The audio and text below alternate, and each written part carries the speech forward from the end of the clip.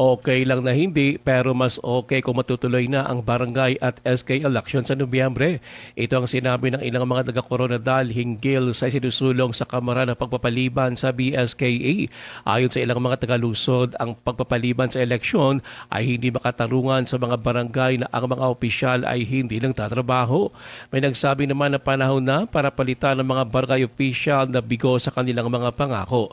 May ilan naman na nagpahayag na handa silang sundin anuman ang magiging desisyon ng national government sa usapin.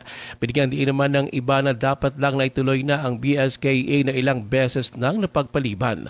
May naniniwala naman na kailangan ng postponement para makatulong pa sa nakararami ang kasalukuyang mga barangay officials. Basta may okay nga ma-extend pag circuit para at least masulit kitsang mga barangay official ang ilang termino.